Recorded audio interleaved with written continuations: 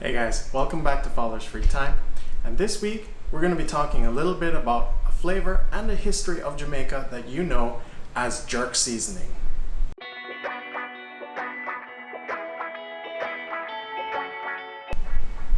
So the history of Jamaica is fraught with slavery and, well, colonial rule, first by the Spanish and then by the British. So the history of jerk seasoning takes us back to the runaway slaves known as the Maroons, who, hunting wild game, they needed a way to preserve their meat. So they would use whatever seasonings they could find locally, which were pimento, aka allspice, and peppers and mace. You'll find that the recipes and a little bit of the history are present in a lot of these books that you can pick up in the bookstore, or in the departure lounge the next time you are visiting Jamaica, whenever COVID is done with us. So I've distilled all the variations into one sort of all-encompassing recipe that you can use. Let me show you how it's made.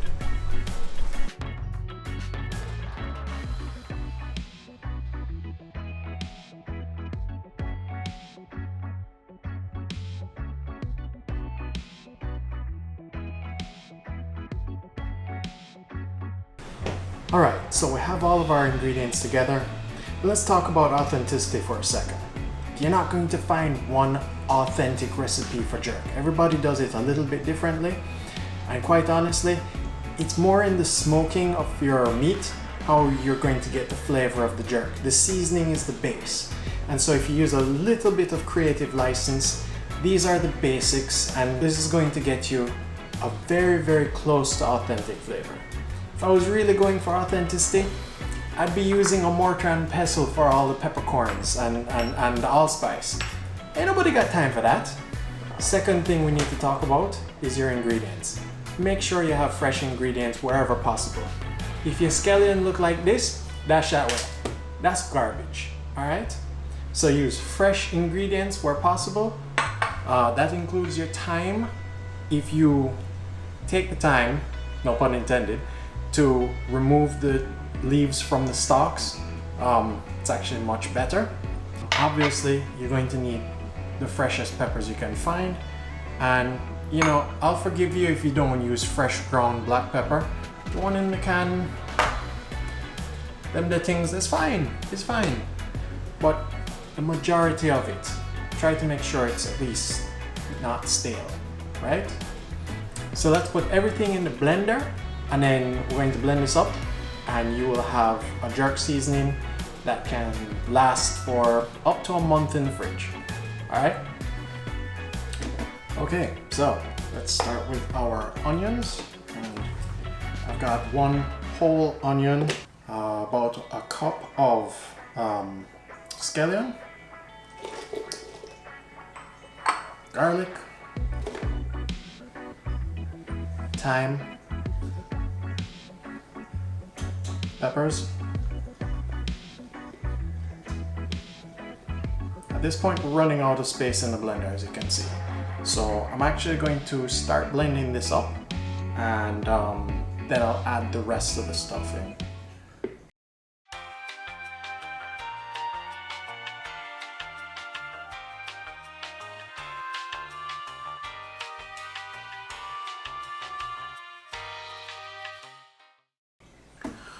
Boy, it looked like the blender could use a little help, I know. Maybe we should add our wet ingredients to get a little bit of liquid in there, maybe a little bit of preservation of the ingredients. I'm gonna add 3 ounces of rum bar gold.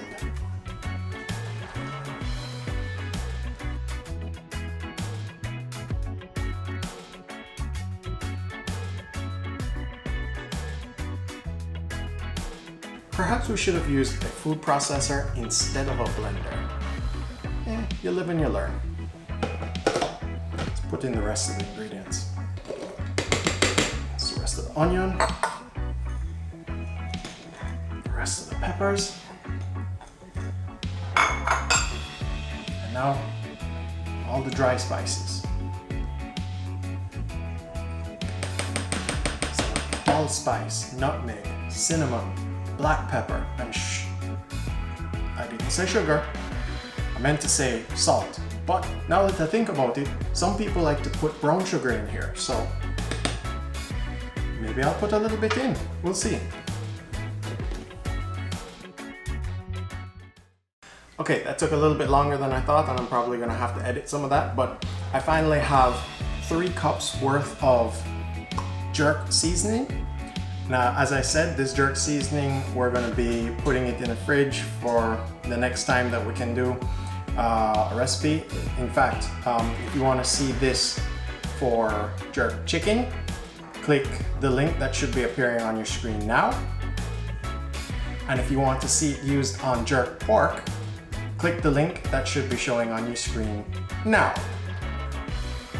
All right, but for now, we're just gonna bottle this up and put it away. And there you have it, ladies and gentlemen. That is homemade jerk seasoning. It wasn't hard, it wasn't expensive, and your friends are gonna think that it's a lot more exotic than it really is. So, take that recipe, and if it's too hot, add a little brown sugar, or maybe you use a little less of it when you're marinating your meat and you stretch it with something like cooking wine or sherry or maybe even rum. The point is, you now have the base for authentic Jamaican jerk chicken, jerk pork. I mean, your possibilities are endless. So, I hope you make it. And if you have suggestions, let me know in the comments below. Until next time, like, subscribe, and take care. I'll see you soon.